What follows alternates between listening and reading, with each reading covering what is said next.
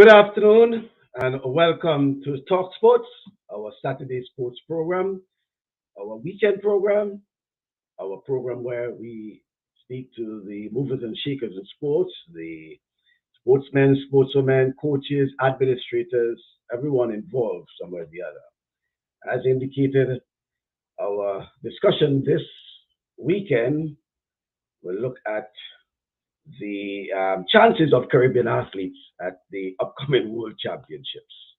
And I have invited my good pal from Barbados, Barbados Olympian Seibert Straughn, who has a very keen interest in track and field, has given probably three-quarters of his life into sports in general. He is also the head of the physical education department of Christ uh, Church Foundation in Barbados. And apart from his sojourn participating in track and field at Morris State University back then, um, Seibert Straughn has been true to the Caribbean and to Barbados. And we speak to Seibert not just about the whole idea of the track and field and the Caribbean chances, but also we look, you know, an initiative started in Barbados regarding Hall of Fame, the secondary school that he believes can replicate throughout the region. And, we look at places like Grenada and St. Lucia and those places. So, rich sporting history from those schools. And no doubt Seibert will share that with us as well. And my co-host from Toronto, Rudy and Sylvan, is also in the house, as I said, as I introduce and welcome all the folks. Good afternoon, gentlemen. Good Hey, good afternoon, Mike. afternoon, Michael. How you doing? Right, It's a good pleasure to meet you. afternoon. Right, Yeah. and Good afternoon. Seibert is live from Barbados. And Seibert, good afternoon to you and welcome. It has been quite a while. We have been trying to connect, and we have, certainly made the connection.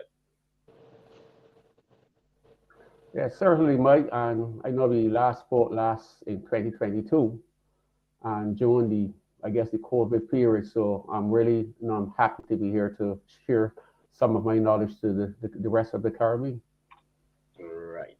And let's try to get as much as possible in what we have been talking about, specifically as it relates to the Caribbean chances at the upcoming World Championship. But before we even get to that point, we must set the stage to where we are now regarding the Caribbean's um, I should say, involvement, because within the NACAC region, which has a very powerful stance within world athletics, the Caribbean is well represented, as we see not just in the sprints, we also see in the middle distance, we see in the throws, the jumps, things like that. How satisfied are you, Seabot, of where the Caribbean stand when it comes to world athletics? Well, I'm extremely happy because I would say for the past, I guess, past decade or so, the likes of the Usain Bolts and some of those outstanding athletes from the Bahamas itself and from Jamaica in particular, the knockout region have improved in a very big way in terms of being able to shake it up. The Americans, the Americans are known for the domination in the sprint races, but I think we have continued to shape and improve, and we are probably getting have improved over the past decade or even before that time. But I think the past 10 years also have been very good for the knockout region in terms of athletics. Mhm. And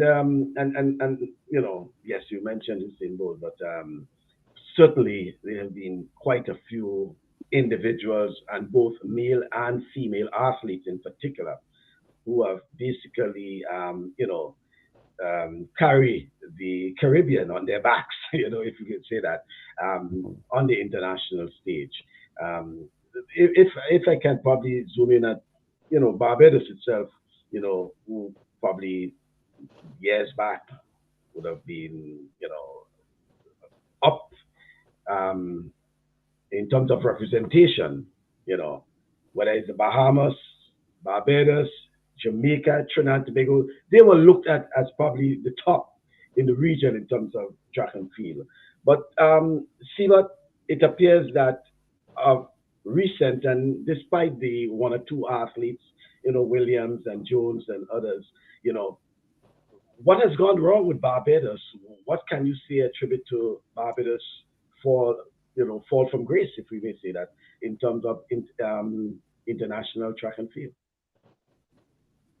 I will say it fall from grace because I would say that with Shadi Williams and the likes of Jonathan Jones, and you can get Yeah, yeah, I did Shane mention Bassett, that, but who I also did has been. mention I did mention their names, but in terms of representation, Mhm, I mean, we know probably 10 years ago, when you talk about Barbados, you talk about mhm, representation, you talk about athletics. There were quite a number of mhm. athletes you can point to. Now, we just see one or two athletes. Yeah, we talk about Williams, we talk about Jones, and we Right. even had the other athlete in the long jump, the jumps, you know. But it's few and few, as we would say. Well, I must say that it's a quite interesting question because I would like to see. I think Barbados should be at the stage where we have at least 10 athletes on the world stage, and I certainly agree with you there, because I mean in the 80s, 90s, and when you go to the Crafty Games and even the CSC Championships and those kind of competitions, you already know it'd be Jamaica, Barbados, Bahamas, some Trinidad. Those are the four power brokers in terms of the performance at those kind of levels. So I think I would say that we still have a lot of work to do in Barbados. I mean, it's all right where those the ones you have mentioned, those are athletes are overseas based. So, but I would love to see the day where we can create someone based in Barbados who can go on to the world scene and do well. So I honestly we have some work to do, and we must do it as the sooner the better, because if not, we will get left behind. Well, you say will get left behind. It probably got left already, because um, Oh. when we look at the likes of Grenada and Mhm. Saint Vincent and Saint Kitts and some of the other islands that are coming up and producing international athletes, even Saint Lucia, for example, certainly a lot of work, as you say, for Barbados to do. Going on to the World Championships, and Ruben, I'll come to you in a while, probably to throw a question or two um, to Siebert. But we know that the Caribbean um, have, well, I can say Caribbean slash NACAC, to in a broader sense, have dominated the sprints and to an extent, the middle distances over the past few years. And probably if you say sprint, because these days the 400 meters is almost as a sprint. Yeah, Seabot, this as is a great. former 400-meter runner yourself, compare when you were running then to now, it's probably a sprint, right? Mhm. Um, and the domination of the Caribbean athletes then, and even up to this stage now, where we have the you know the top athletes in the 400 meters, for example, from the Caribbean, male and female. Okay, but we're seeing that there's a possibility, and it's something we discussed, that at this year's World Championship in Budapest, that there may be the changing of the guards in terms of the absence of Shawnee Miller in the women's 400 Mhm. meters and the decision by Michael Norman to switch from 400 to 100 meters. It means that wide possibilities, you know, and we know that at a time like now, there may be some surprises, especially from the NCAA's and things like that. So, Mhm. what can you share in terms of a perspective, Siebert, that the possibilities or chances there of Caribbean athletes medaling or performing well at the World Championship, especially at the 400? We'll start with the 400 meters. Well, you all know you are good as your last race. So to me, the 2022 has gone. The 2023 is a new year. And I'm sure that a lot of these athletes would have, go back to ways that they want to improve in terms of how many races they will run indoors. And you have seen some of the top athletes running indoors in terms of their preparation, in terms of gearing towards the World Championship this year, because everybody wants the big prize. Sometimes it's hard to decide and say, look, I mean, you can say to this afternoon that this body might be the favorite for the 400 meters, any race at the World Championship. But to me, sometimes there's no guarantee. It's all about preparation, the hunger of the athletes. But our Caribbean athletes who have been very consistent in terms of those particular events, and it has been one of our strength areas in terms of how we've performed over the years.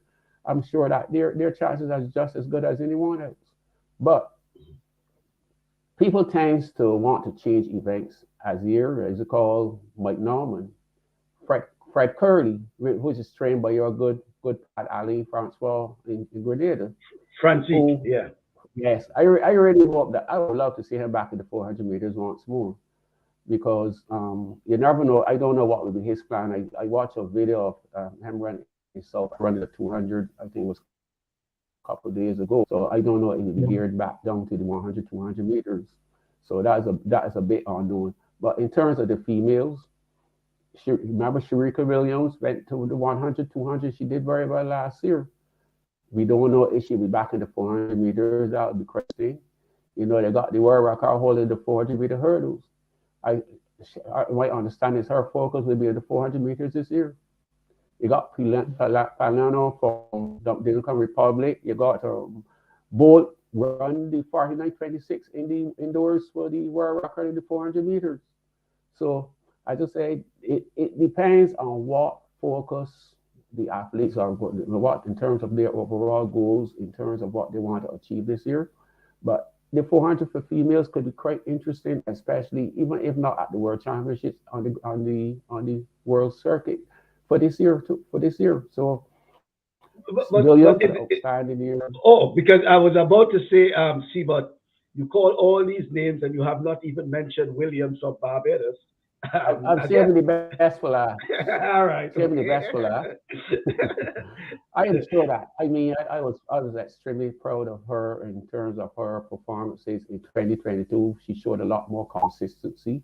And we all know Mike at this level, one-off performance will not make you a champion. You got to be very consistent.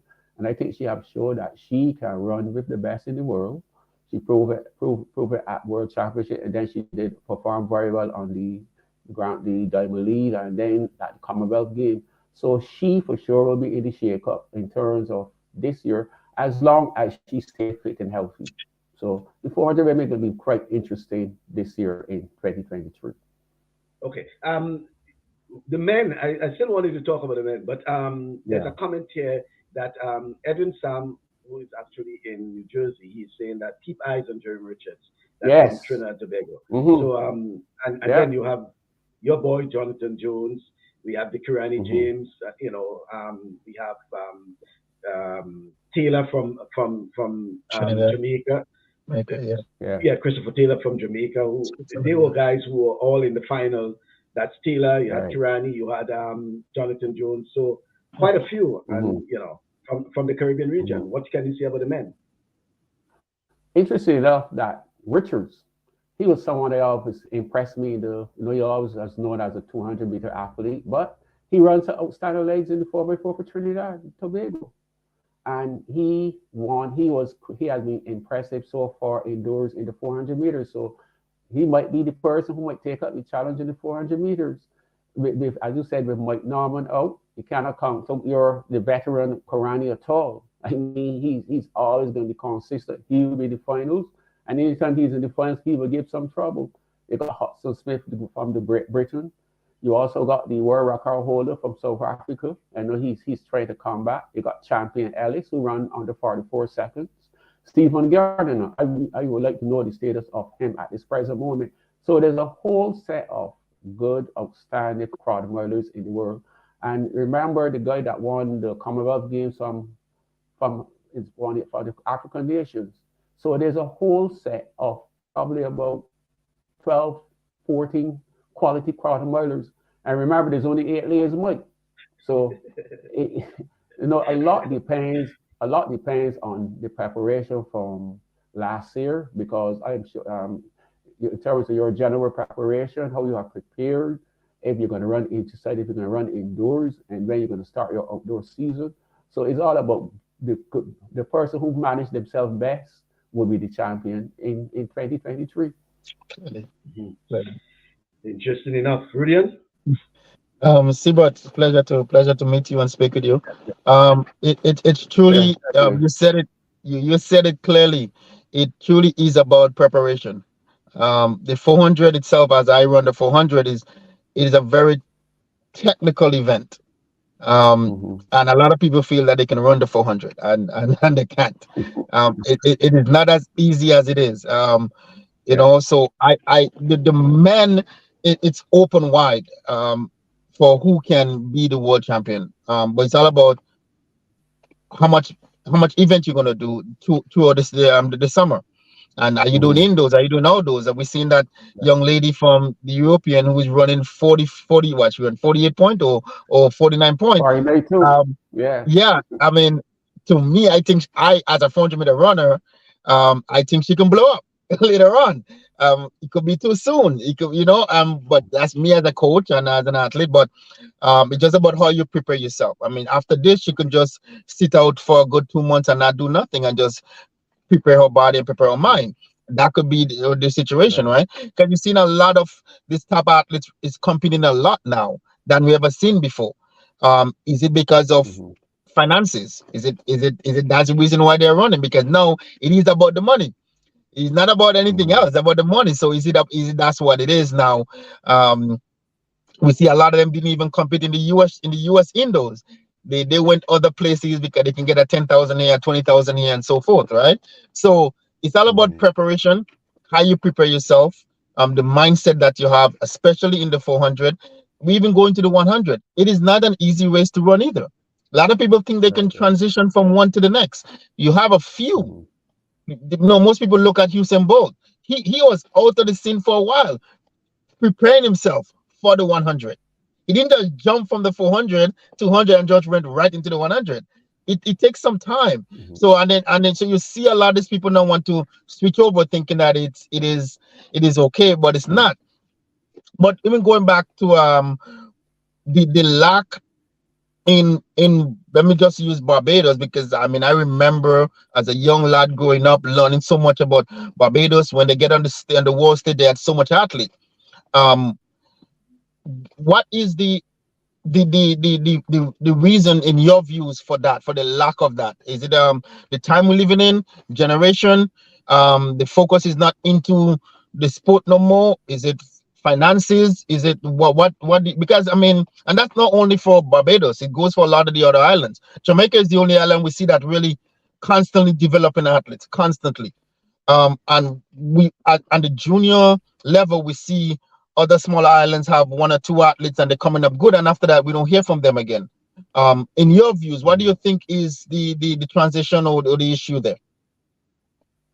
Well, I think it's a combination of a lot of things. I mean, administration, coaches, the desire from the athletes, because I also would say that athletes must got a very strong desire if you want to be successful, because administration can't make you run fast.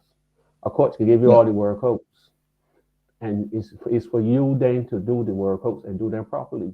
So I would say it's a combination of all of these things. I mean, facilities. I know I was speaking to Mike earlier about we don't have a national stadium at this point in time. We have to depend on the track down at UWI. I mean, that could be a concern too, because I must say that in terms of an athlete like to see competitions in their country.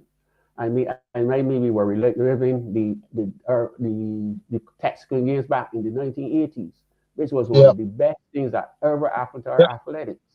And then when you got in Texas again was a high quality competition because when you get someone like Linford Christie who would have run here in 1988, and remember he was in the finals and the 100 meters and the Seoul Olympic Games. He ran here in Barbados. Then you would have had the likes of Atto Bull, the Thompson, the 100 meters, and Paul. Yeah. You would have hosted the games, the CAC games, and we had the Pan Am Games when Usain Bolt broke the world record at the National Stadium in Barbados. So I think I miss it because it hurts me when I pass this National Stadium when I drive past there because the National Stadium is who made me into an athlete at some kind of level, and I'm sure that I will speak passionate about the National Stadium. I really hope the sooner the better it comes back to Barbados. I think it will do a great deal for our track and field in terms of help developing and shaping our athletes because athletes you can put in all the training in the world, but if you do not have those quality competitions in your country, how will you improve? Because every athlete in Barbados, if it's in St. Lucia, Grenada, athletic scholarship. Yeah. And when you look in terms of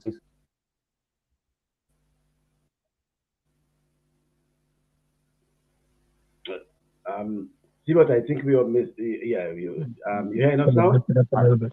Yeah, you hear me, Mike? Breaking up a bit. Right. Yeah, I'm hearing you now. Yeah. Right. Yeah. And just a quick question again. Yeah, in concerning about like we talk about competition, right? Is it really good to see us have a Caribbean circuit? And I know it goes with finances and getting sponsors and so forth. But by now, in this time that we're in, we should have had something like that. We should have a Caribbean circuit, which could have developed your athlete in your country because they know, what meets are in the Caribbean. They can go to meets in the Caribbean. People can train more there. And I think part of it too, that could be an issue, and that's something that they should look into doing a Caribbean circuit.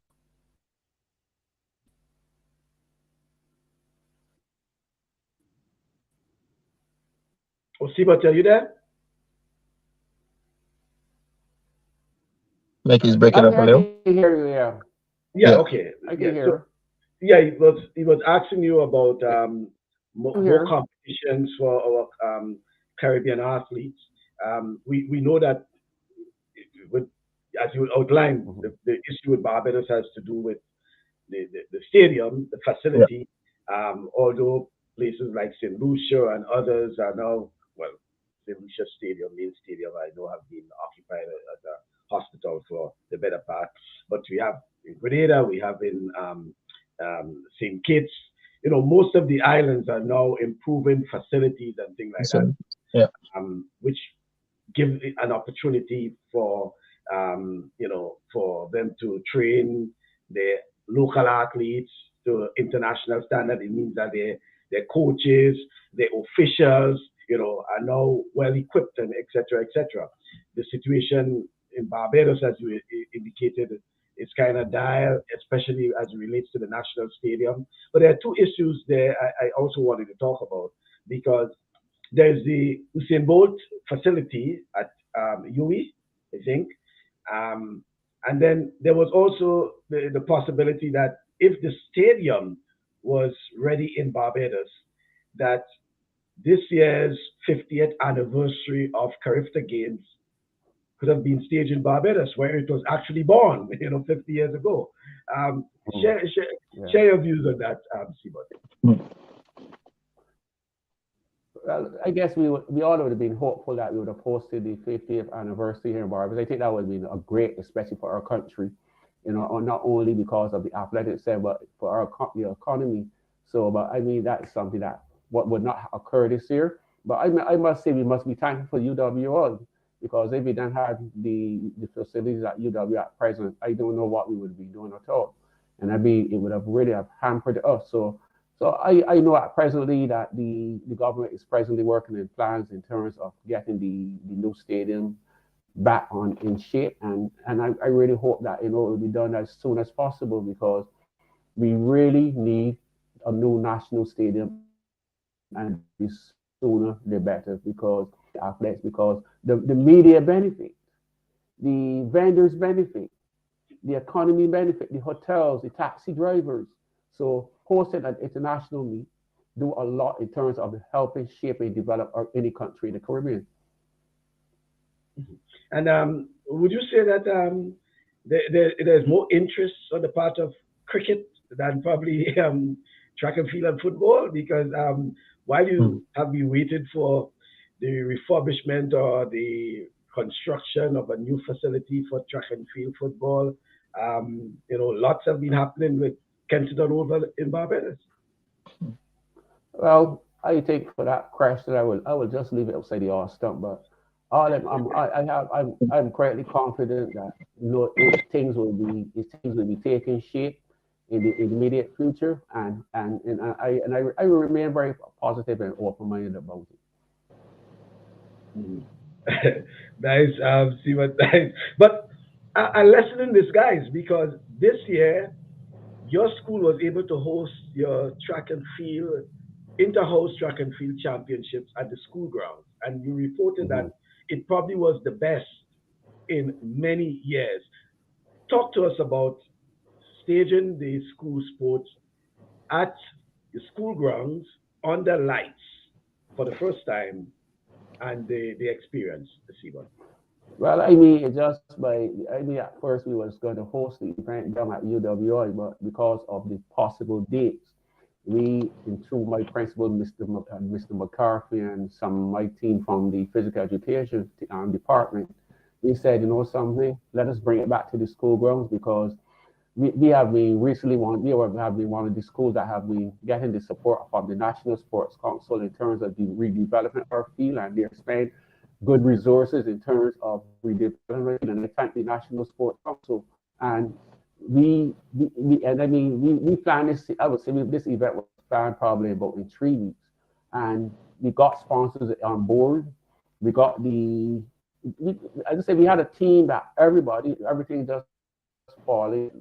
We discuss it with the terms of the athletes because they are the main stakeholders are the athletes. So they said, look, let me try this here.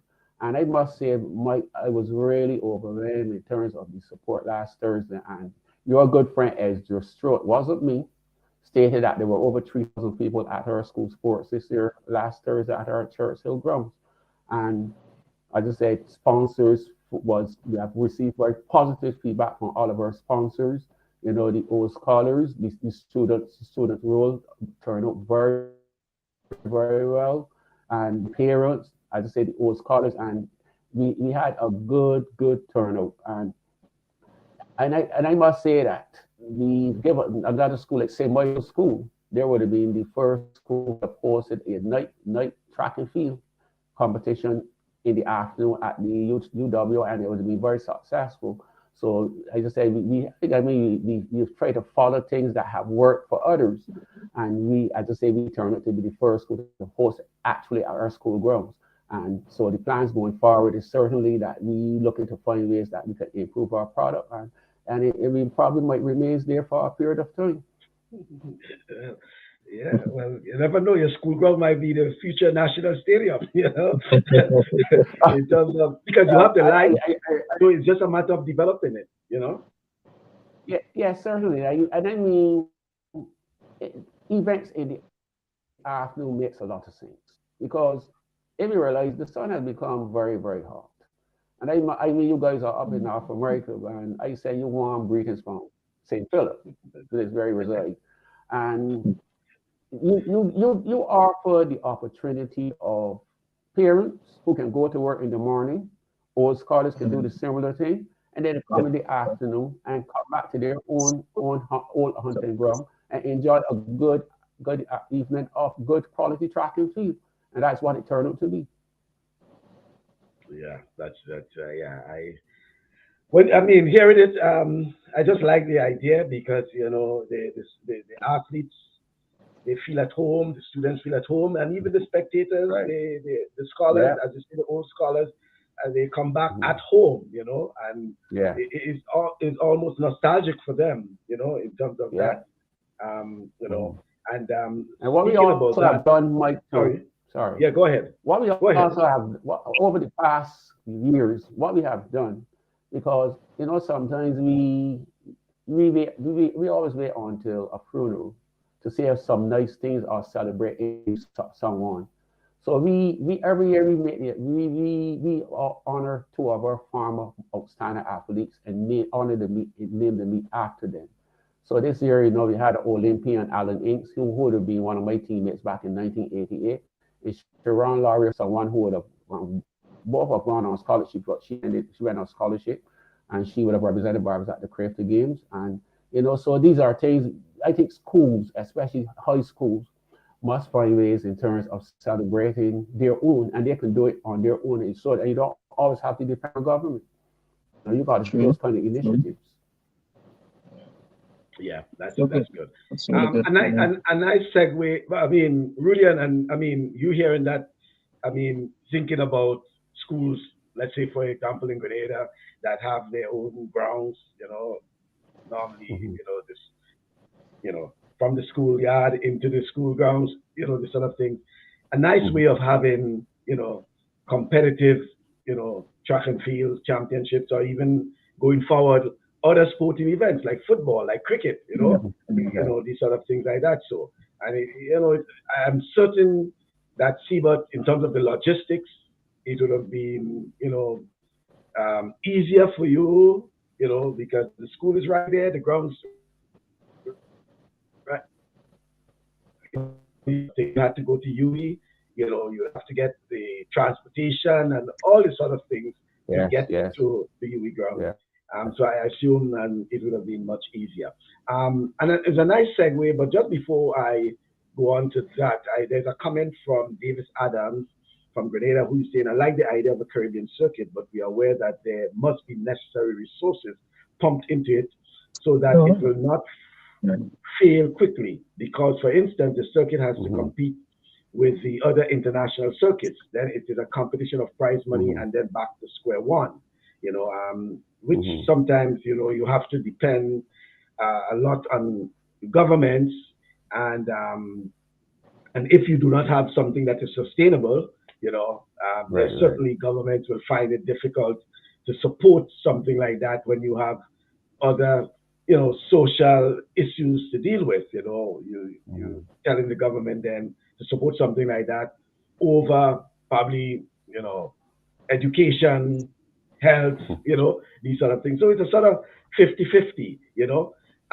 But getting back to that issue there regarding the old scholars and the whole nostalgic atmosphere when you have the school, the school sports at the school grounds, etc. You have Mhm. been going forward with this initiative of a sports hall of fame for the old scholars of started with the secondary schools, but something you hope that can replicate in Barbados and probably in other parts of the Caribbean. Talk to us about this Hall of Fame that you have started. I don't know if you're the first, but you have started it in Barbados. Let's talk a bit about it, Seaman. Yeah, we are the first Okay, high school in that's great. Barbados to Right. establish a sports hall of fame. I remember back in 2019 because one thing that we have done at the Christchurch Foundation School, and I must applaud the.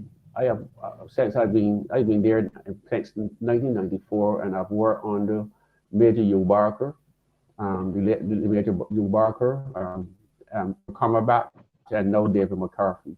And all three have the same philosophy and thinking of what we want to achieve in terms of being not a school just for academics, but a school that do well in sports.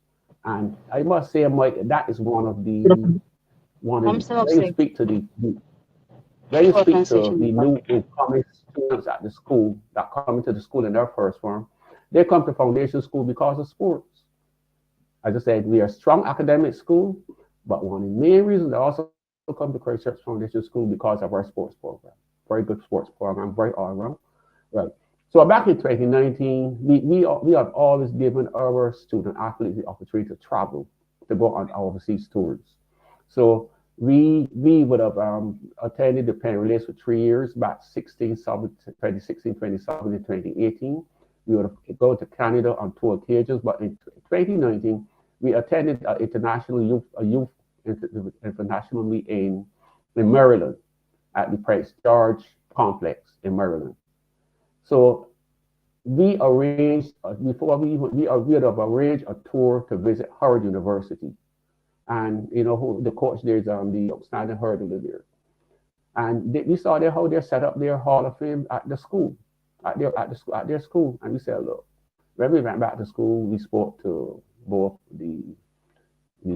our present principal, that was Mr. Cumberbatch then, and then on to Mr. McCarthy, and we said, look, I think this is something that would be very useful in terms of giving our student athletes something that they could look up to, and that's how it was born. But the planning took almost over 2 years. We was in with the COVID, and COVID was challenging for everyone, but we had several meetings in terms of planning for this Sports Hall of Fame, and then we had a committee of the likes of Erskine King. Sorry, not Erskine King, Ezra Straughn, very well. And then several old scholars, our principals sit on the committee, and some one by Dennis Blackman, who's also a Barbados athlete also, some other members from the school, and we had a very committee, and that's how we said, look, we will get it done. So but it took us 2 years, and it took some serious planning, but we are very, very pleased of what we have done in the first year.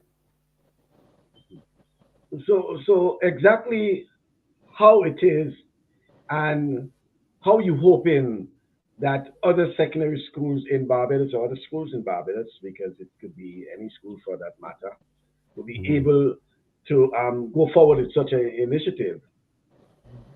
I think it's all about getting a good committee together. Teamwork. I mean, you don't need 20 people. Bring individuals with good skills, who's going to be hard workers, who is going to, who got the love for their school in terms of, as I say, in different areas of responsibilities, and it's not, to me, it's not a hard thing to do. I mean, we have a template here that schools can follow. I'm not going to, if they want me to advise, I don't have a problem in terms of getting some kind of direction of how they can do it. I surely will support it, because it's not, I think it's all about, you want to put something inside your high schools that the students who are coming up, that they can follow and say, look, I want to be like this person. And I mean, some of the persons in our first Hall of Fame is Joel Garner, and we all know Joel as one of the most outstanding cricketers during his time, who would have won a world, who would be part of a World Cup team for West Indies, and was part of the dominance, played a very key part in terms of the dominance of cricket with the West Indies. Anderson Cummings, who we all remember back in 1992, the South Africans, when the Barbados stayed away for a good cause because they didn't pick him. That is another, and we have two old Olympians, Hamill Grimes, we got Cheryl Blackman, who was one of Barbados' first person who would have done the hurdles at the Olympic Games for Barbados. Molly Portcroft, she was an outstanding physical education teacher, and she was part of the history of when Foundation School was unbeaten in a period of time at the inter-school girls sports. Chris Gibbs, who swam the English Channel and was one of Barbados, we all know him from part of the Murray Wing. And Fernandez Keith, who's now retired, one of our volleyball coach, who served a big role in terms of our dominance in volleyball. And Marlene Bascom, who represented Barbados in 3 sports: basketball, track and field, and netball. So those persons were part of our first Hall of Fame. And our plan is to hold it. We can host it in every 2 years, because you want the product to be of good quality. So that means you got to make it a pretty high standard. Wow, impressive indeed. It means therefore that to come up with the names of the people and the information and all of that.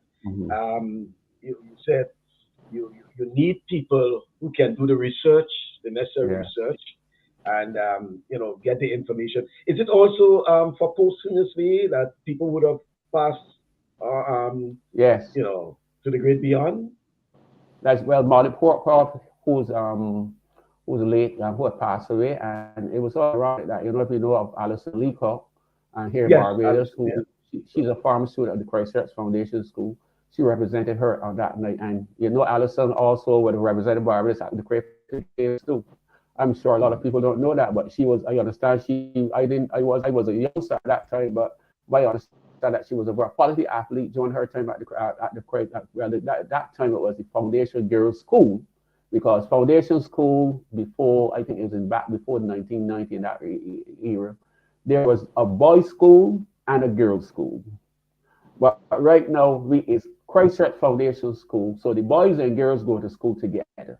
So Oh, so it's so you see co-ed, co-ed. Yeah. co-ed is a co-ed school now, and we continue to do very well at the school. As I said, I mean, in anything, our focus remain academics. But I always believe that I always tell the students that when you are all around in terms of strong academics and you're involved in some kind of activity, employees gonna select you over probably the others. So just take note of that. And I must say it was reinforced in terms of the Hall of Fame is that when I was inducted committee at Murray State University, and I want people to realize that another thing is that I would have finished being an athlete back in 1992. So that took me about over 25 years, and I didn't sulk nor anything like that because your turn will always come. Because if you have given good service to your high school, if it's a college, your country, you will get your due rewards in a timely manner. So I was very patient, and so I would say that and I was ready to look back at it, Mike. It was a special moment for me too. Yeah, well, yeah, I want to use the opportunity to congratulate you as well because, as you say, you've since 1992, and it's only 2019 you're inducted into the 2019. Hall of Fame at Murray State. You have given quite a bit to sports. You just shy of 30 years at Foundation, is it? That's 30, right? quite. And it's 30th year next year. Yeah, that's Yeah. what I'm saying. In 2024, it's 30 years to one school. That's Mhm. that's quite a bit. Mhm. See what, and I think not giving away age, but I must say I've that known you. yeah. I've known you since I'm you still a young competed, man, right? though. I'm still a young man. And I also want to add, Mike, too, is that that I would say that I always remain humble because I'm always thankful for opportunities in terms of I have represented my country at the highest level. But I would say that one of the important points in terms of my development is that I was the national sports council chairman for 3 years, and that allowed me to grow so much. So I must thank the Honorable Steve at that time Stephen Lashley, who was the Minister of Sport, and it would have been through David Thompson and also Fondell Stewart, who would have given me that opportunity because I would never thought that Seibert Straughn would have been the National Sports Council chairman, but that really allowed me to grow and mature and develop as a person. I must thank them publicly. Mhm. um, Rudian, obviously, the whole idea of um, sports hall of fame for schools, I'm certain is something we believe that is noteworthy, especially in the context of, you know, getting our student athletes in particular to be more cognizant and, know their history, and know where, the school and even some of those who have blazed the trail before them have come Mhm. through. No, and most definitely, and I certainly like the idea of the Hall of Fame and it's every 2 years, not every year. give you guys more time to select right candidates who have done well Right. in several sports. It also goes that you put people in a position in a committee who understand the sport, who understand what you're doing. A lot of times we have seen that they run sports as a business, and it fails because if you do that, business fail, and you run the sport Mm, like a business, and then you also see that people are coming in who don't have a clue. They just have a job. They don't have a clue about the sport. They know mm, nothing about it.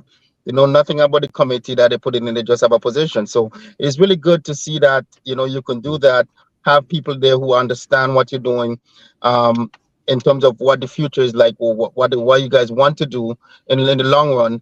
I'm very happy to see that, and I may take your idea and pass it on to others. mm, That this mm, is such a good thing to have. Even naming the meet after past students, that was the one I liked the most, because and that's the one that really caught my attention. That was really good, and I will pass it on to some people that I know that could be a really good idea to do. Just mm, remembering the athletes who have done good for the sport in the school, and it could be two athletes in two several sports, even in track and mm. field.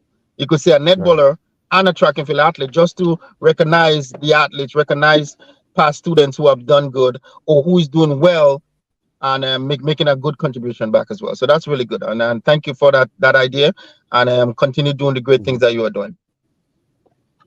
Well, as I say, I'm here too because when I look back at life, if there would not have been several persons who have guided me as a in high school, and someone I must again Matt Finger, who would have been my physical education teacher at school and at law school, and there would have been several other teachers who would have been very influenced in my life, even the senior students, if they have not provided me with guidance when I went to college.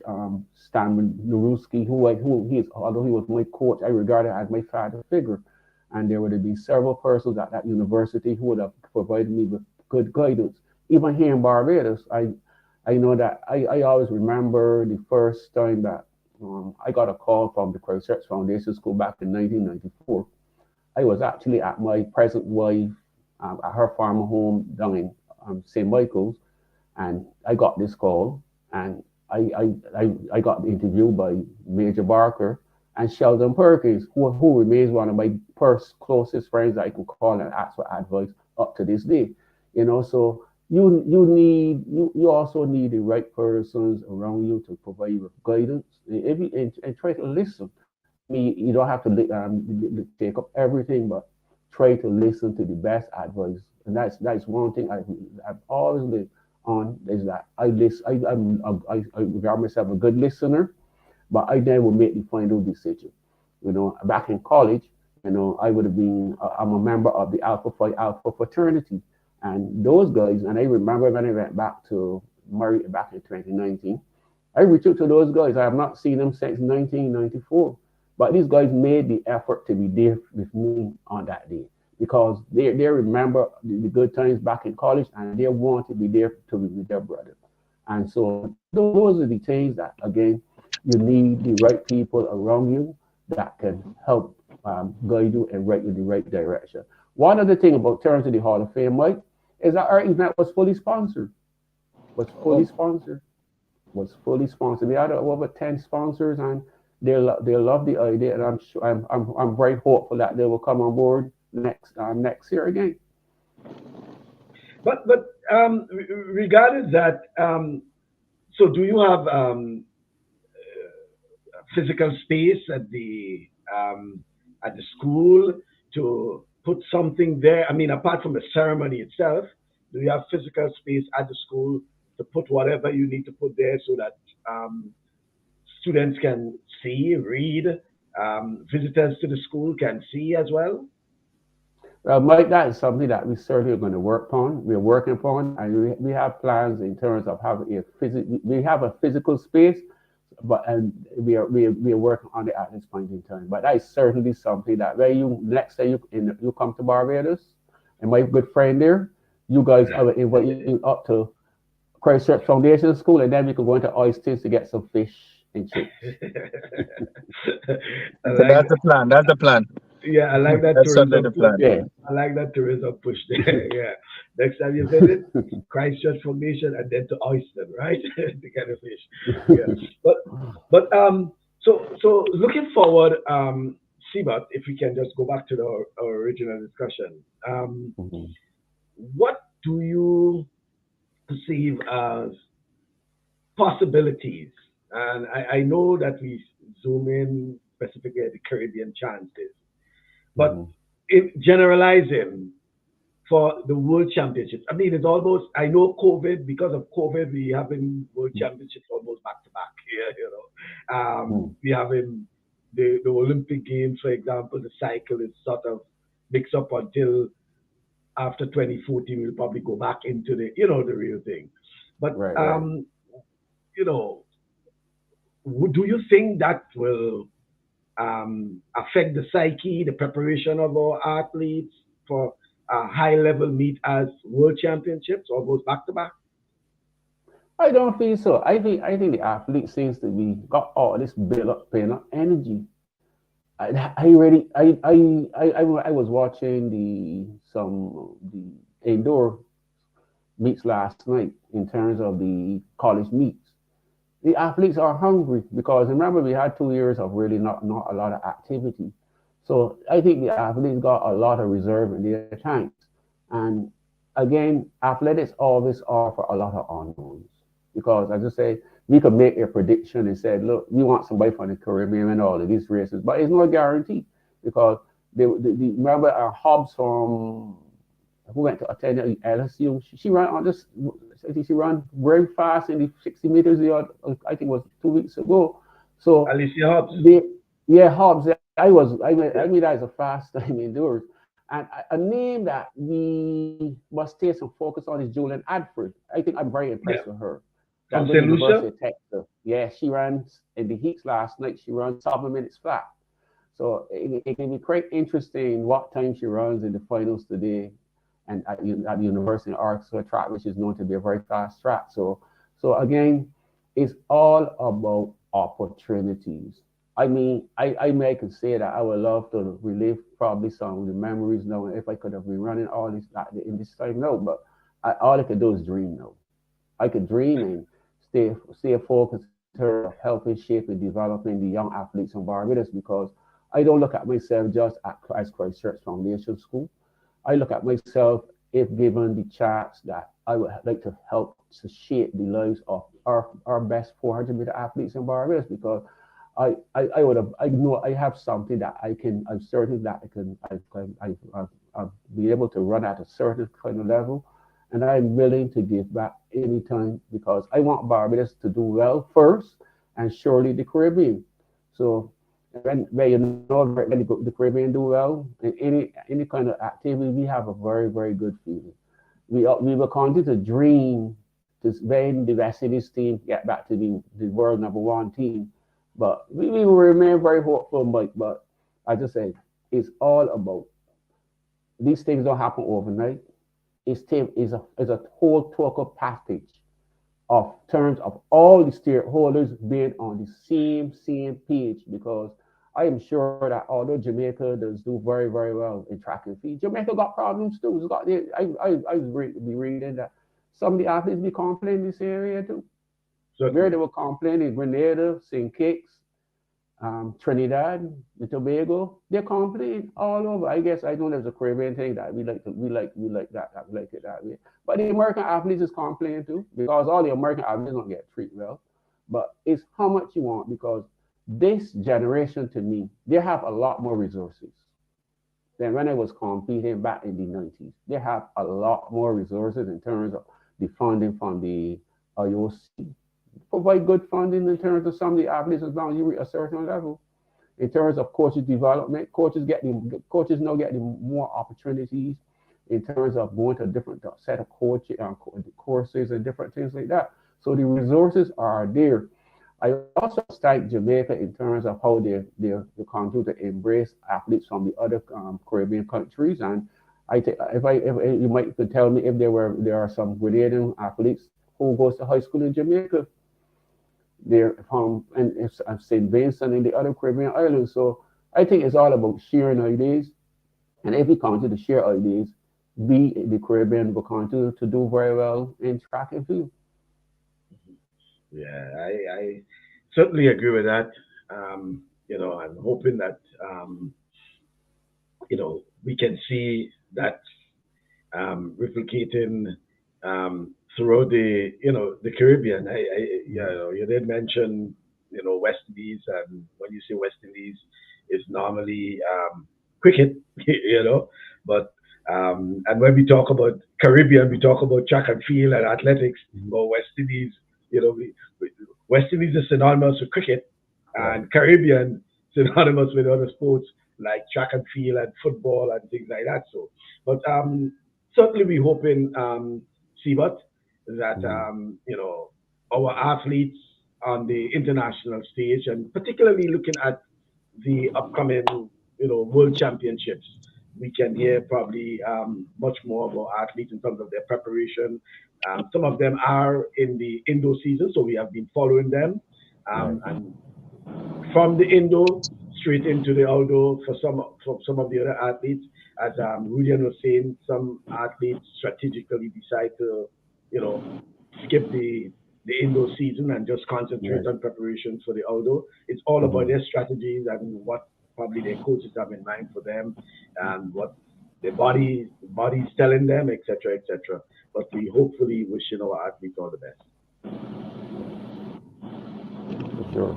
and, and not forgetting that we also have to pay attention to our junior athletes because we have the Yes. Curfew Games in a matter of Uh-huh. weeks, and we know that normally we will get a sort of gauge of some of our you know Mhm. junior talents.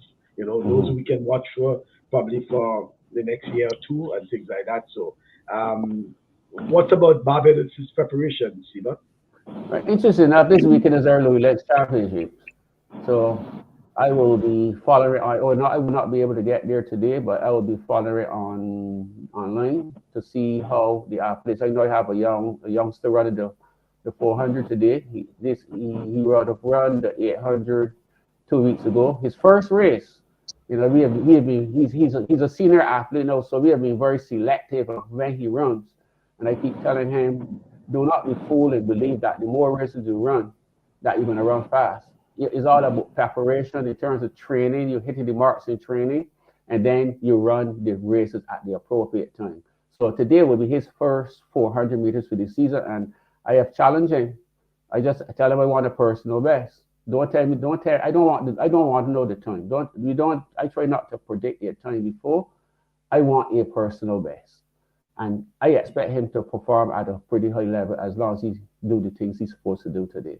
So Louis Lynch is also one of the key in competitions in terms of selection for our craft game. So it should be a good meet. It's down at the UWI track. So as I said, I will follow it today.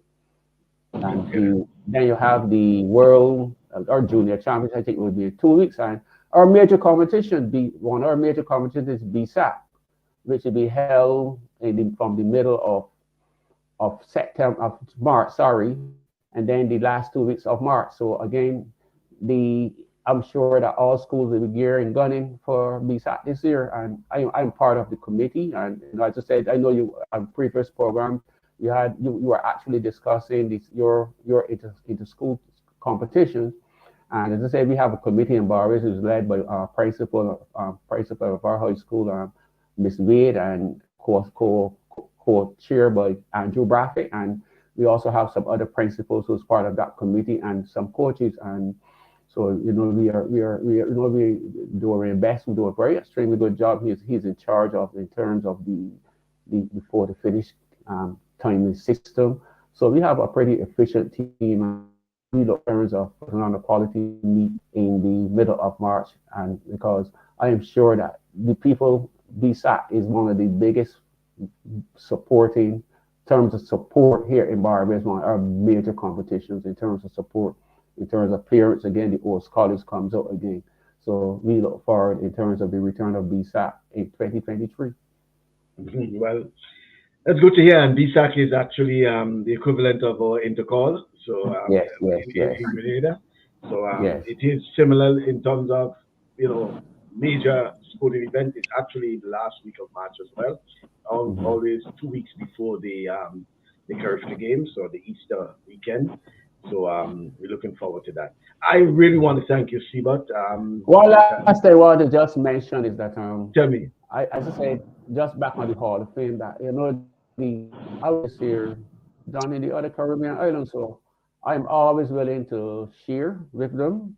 I know you. I don't know where my friend is. He's from Great. He's a fellow Grenadian also.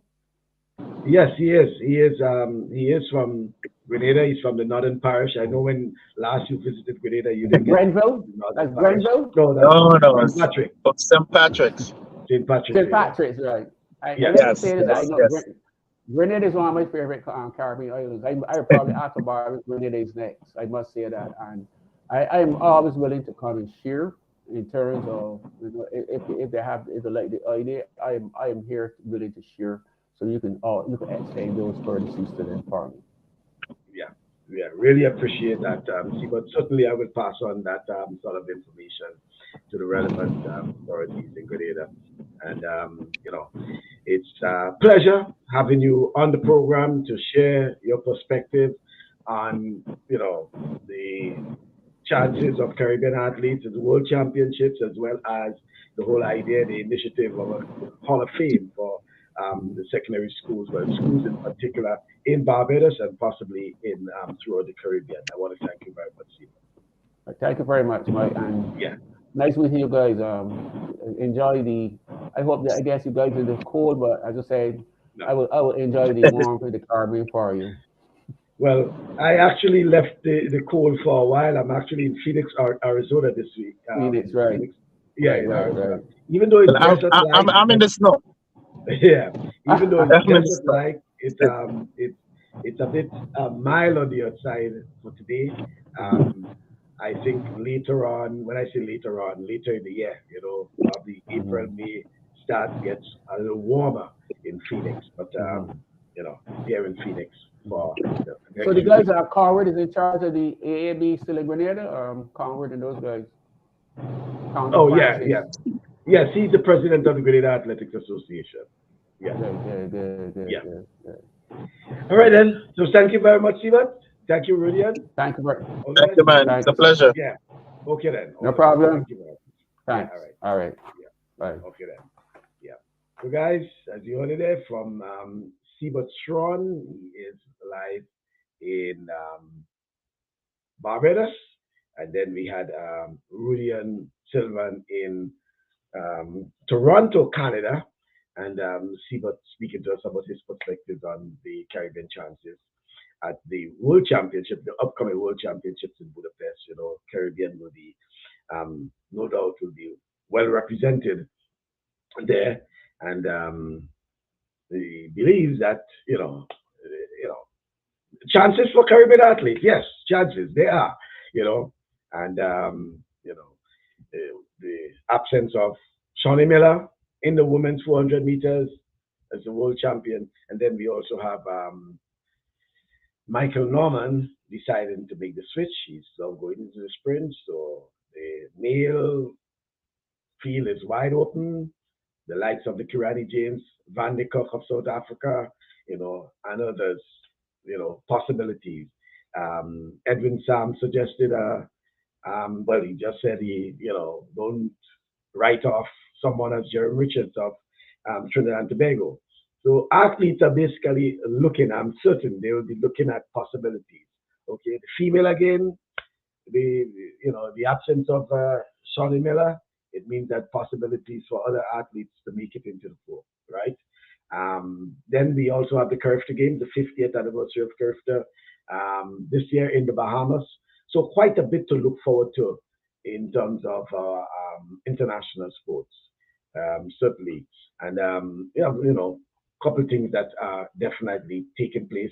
One of those is there's also upcoming the regional police T20 cricket tournament. Coming soon to Barbados, the 2023 Regional Police T20 Cricket Tournament. Mark the date, March 31st to April 10th. Teams from Antigua Barbuda, Guyana, British Virgin Islands, Cayman Islands, Grenada, St. Lucia, St. Vincent and the Grenadines, and Trinidad and Tobago.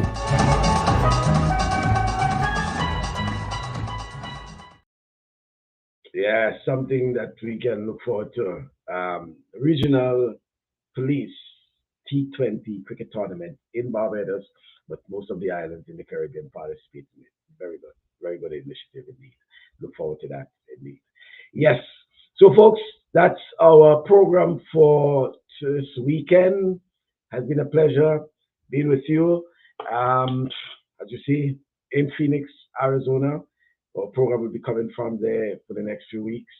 My co-host in Toronto, Canada, and hope to give you as much information as possible in the next, 2 weeks regarding, well, one, we have the intercall. As we understand, the intercall will be pay-per-view. The information has already been circulated on social media, but we'll have more information in our next program regarding all the information regarding the availability of the stream for the intercall. No free stream, pay-per-view, you have to pay for quality, and that's what you will get.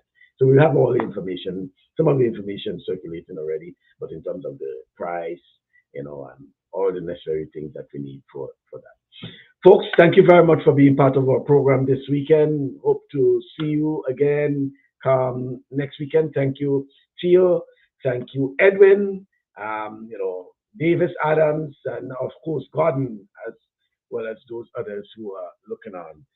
Thank you for being part of the program, and the invitation is to join us come next Saturday, same time, where we have another in our Saturday sports program. Until then, do have a pleasant week.